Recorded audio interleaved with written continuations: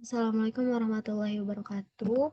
Kami dari kelompok 3 akan mempresentasikan hasil kerja kami yang berjudul Penerapan Data Mining Penjualan Sepatu Menggunakan Metode Algoritma A Priori. Selanjutnya di sini ada latar belakang. Persaingan yang terjadi dalam dunia bisnis memaksa para pelaku bisnis untuk selalu memikirkan strategi strategis dan terobosan yang dapat menjamin kelangsungan dari bisnis yang dijalankannya. Dalam rangka menghadapi persaingan bisnis dapat meningkatkan penjualan dan pemasaran produk yang dijual. Salah satunya adalah dengan pemanfaatan data penjualan produk. Data yang tersimpan dan sudah tidak digunakan lagi dengan jumlah data yang dikumpulkan dan disimpan dalam basis data berukuran besar, dibutuhkan sebuah metode atau teknik yang dapat merubah tumpukan data tersebut menjadi sebuah informasi yang berharga dan bermanfaat. Untuk pengambilan keputusan bisnis dengan menggunakan perhitungan data dengan algoritma a priori. Selanjutnya, di sini ada tahapan penelitian. Metode yang digunakan dalam penelitian ini adalah penerapan data mining pada penjualan sepatu dengan menggunakan algoritma a priori untuk mengetahui pola kombinasi item dan item set frekuensi tinggi sehingga dapat dijadikan sebagai faktor pengambilan keputusan dalam memprediksi persediaan barang sepatu. Metodologi penelitian yang berisi tahap-tahap penelitian yang sistematis pada penelitian ini dapat dilihat pada bagian gambar. Di sini ada STAR, selanjutnya ada studi literatur, selanjutnya ada pengumpulan data, ada data sekunder dan data primer, selanjutnya ada analis data, pengelolaan data dengan metode a priori, selanjutnya ada kesimpulan dan saran, dan yang terakhir tuh.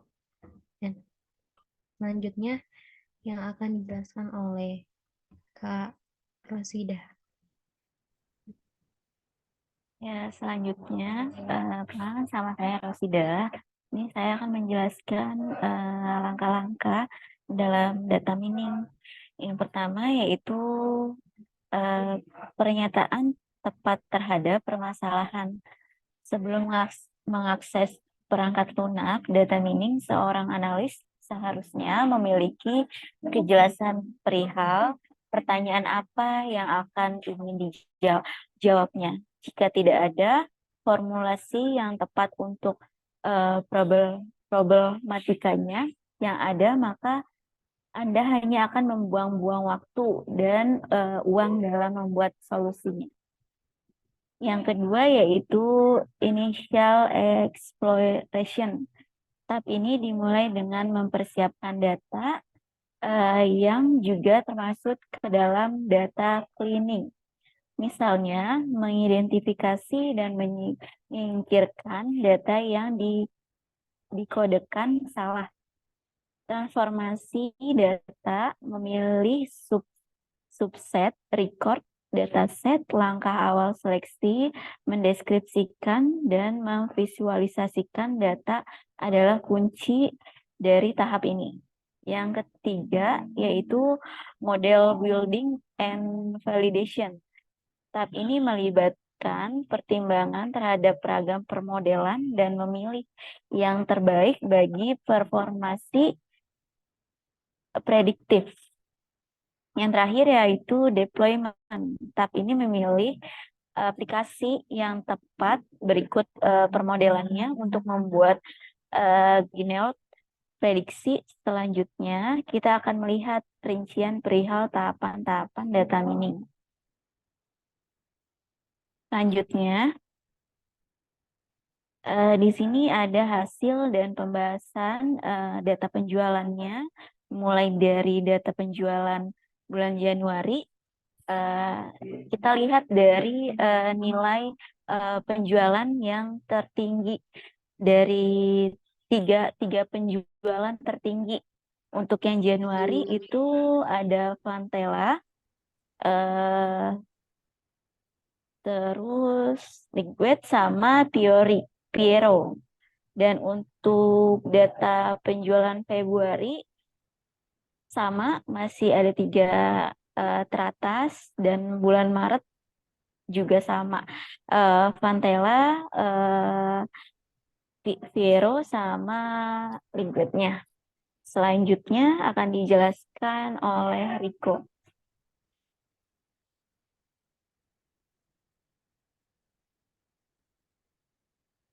Nama saya Riko Gatot Nugraha, saya akan melanjutkan penjelasan sebelumnya. Di sini akumulasi transaksi penjualan sepatu diperoleh dari perolehan bulanan yang diambil dari 3 item yang paling laris terjual setiap bulannya. Di bulan pertama ada Vantella, Piero, dan Lig. Di bulan kedua masih sama, ada Vantella, Piero, dan Lig sampai di bulan ketiga. Di bulan keempat ada Eiger, Piero, dan Lig, dan seterusnya. Berdasarkan dari hasil pola transaksi penjualan sepatu, maka dibuatlah format tabular data transaksi bulanan pada bulan pada penjualan sepatu yang akan mempermudah dalam mengetahui berapa banyak item dibeli di setiap transaksi. Seperti berikut ini. Di bulan pertama, sepatu Vantella, Lee, Piero masing-masing ada pembeli satu, Eiger, Kompas masih kosong. Di bulan kedua, Vantella, Lee, Piero masih sama sampai di bulan ketiga. Di bulan keempatnya Pantella 0, League 1, Piero 1, Eiger 1, dan seterusnya sampai bulan ke-10. Nilai support dengan jumlah minimum sama dengan 30%. Nilai support dari dua item diperoleh dengan rumus sebagai berikut. Support A atau B ditambah jumlah transaksi mengandung A dan B dibagi total transaksi dan dikali 100%. Nilai support dengan jumlah minimum support sama dengan 30%. Nilai support dari dua item diperoleh dengan rumus sebagai berikut. Item set League Pero dengan hasil support 66,67%. League dan Vantella 33-33%. League dan Eiger mendapatkan 41,67%.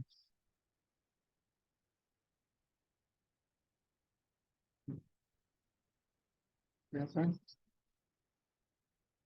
Minimal support yang ditentukan adalah 30%. Dikombinasikan dari dua item set yang tidak memenuhi minimal support akan dihilangkan seperti tabel berikut. Dengan hasil di atas 30% semua. Dua kombinasi yang memenuhi untuk pembentukan asosiasi.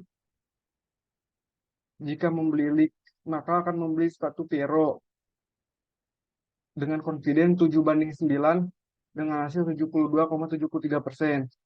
Yang kedua, jika membeli Piero, maka akan membeli league dengan 7/8 dengan hasil 88,89%. Dan seterusnya. Selanjutnya akan dijelaskan oleh Rivaldi.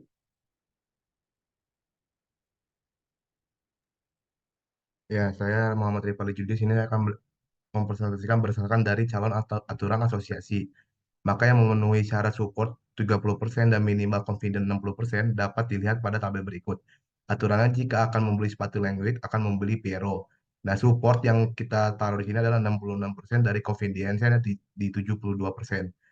Dan untuk di urutan kedua itu di Piero yang akan membeli language di supportnya 66% dan confidence-nya di 88%. Nah, berdasarkan tabel di atas, jenis sepatu yang paling banyak diminati konsumen yaitu Ventela, Piero, Language, Kompas, dan Iger. Pengujian data yang telah dihasilkan berupa pola hubungan kombinasi antara items dan aturan asosiasi sesuai dengan algoritma a priori. Next.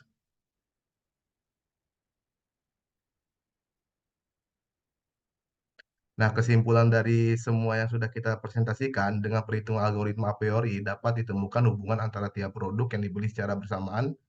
Data mining dan algoritma a priori sangat berguna untuk mengetahui hubungan frekuensi penjualan sepatu yang paling diminati oleh konsumen, sehingga dapat dijadikan sebagai informasi yang sangat berharga dalam pengambilan keputusan untuk mempersiapkan stok jenis sepatu apa saja yang diperlukan di kemudian hari. Algoritma a priori membantu mengembangkan strategi penjualan sepatu berdasarkan dari hasil penelitian sepatu yang paling diminati adalah New Balance itu 91%, Adidas 75%, Geox 50%, Nike 41%, dan Palladium 41%. Untuk Terlebihnya mohon dimaafkan dari kelompok kami. Assalamualaikum warahmatullahi wabarakatuh.